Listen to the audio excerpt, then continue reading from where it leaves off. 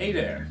Tommaso Zilio of musictheoryforguitar.com for another music theory build. Today we are going to continue our little ideas on how to play blues progression and jazz blues progression. If you haven't seen the first part of this video, please click here and you will go and see the first part of this video. Thank you. Now, we have seen in the previous part how to play blues progression using the chord tritone of the dominant chord.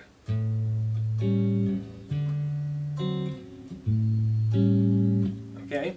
Because the tritone gives the flavor to the dominant chord, and it's the only really important part of it, or at least it's the most characteristic part of it.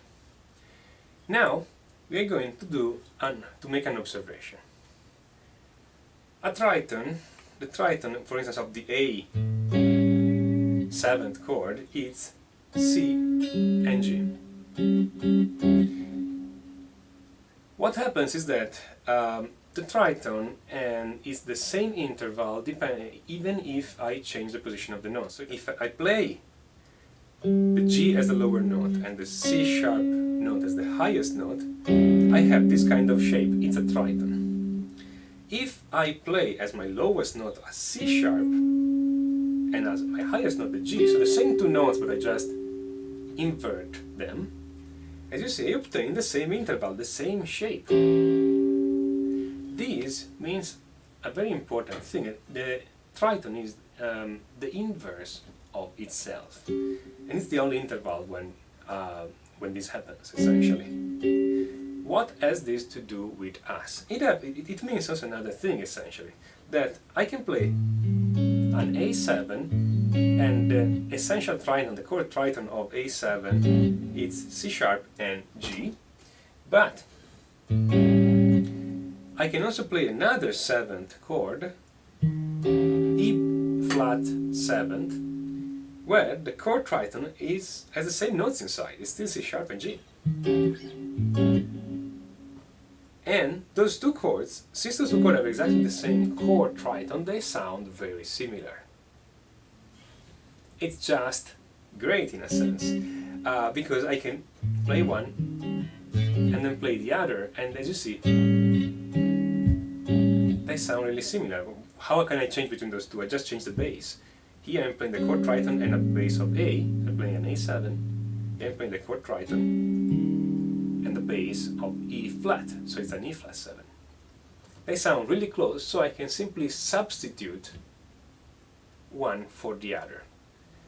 This allows us lots of freedom in a blues progression, because I can take my original blues progression and every time I play one of the chords, if I have a blues progression in A, I have A7, D7 and E7, I can substitute them with the other chord that has the same chord tritone.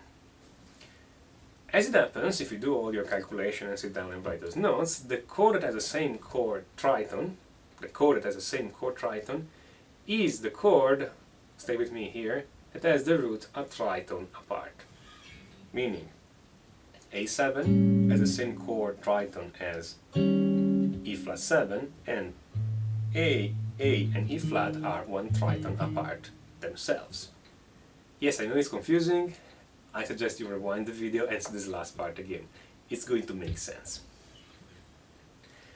So, for all those reasons and for all those tritones involved, this is called a tritone substitution. It's pretty famous, many people use it. You simply take a seventh chord, rather than playing the original seventh chord, you play the seventh chord with the root a tritone apart. On the fretboard this is really easy. It's much easier to do it on the fretboard than in theory, because you see the chord tritone is the same, so as long as I know where the bass is here and when the bass is here, I'm done. This is A. Its substitution is E flat. This is my D7, which is another chord in the chord progression, and I just apply this shape here, and I find substitution, which is G sharp, or A flat, depending on what you want to call it.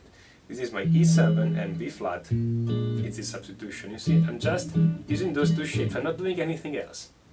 I'm not thinking complicated thing. I'm just using this shape and this shape. These and these exchange freely, these and these exchange freely, and these exchange freely. They are pretty much the same chord. So now I can play a chord progression and use a bit of the original chord A7, D7 and E7, and a bit of the new chord, which are E flat 7, A flat 7 and B flat 7.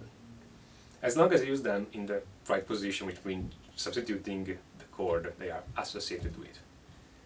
Long story short, that's how it happens. That's one possible example.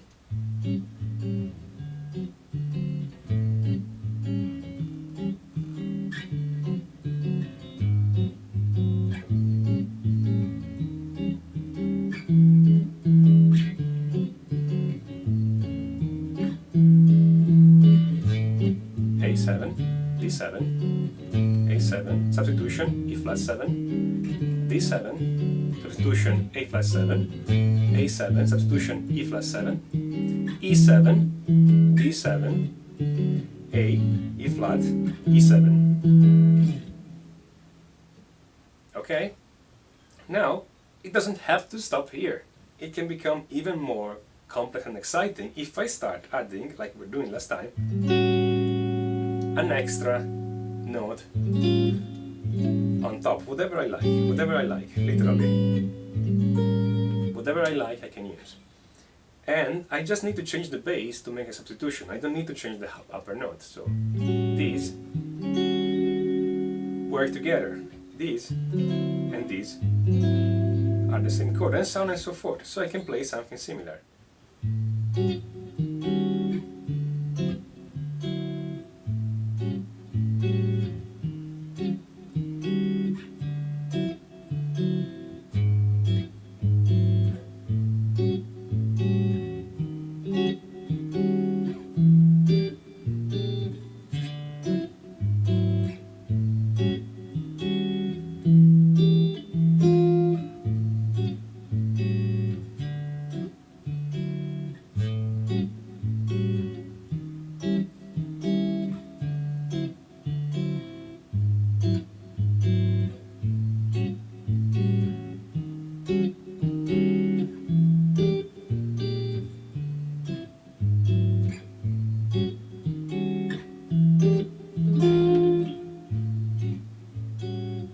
Now the only thing you need to do is to sit down and experiment a bit with those chords.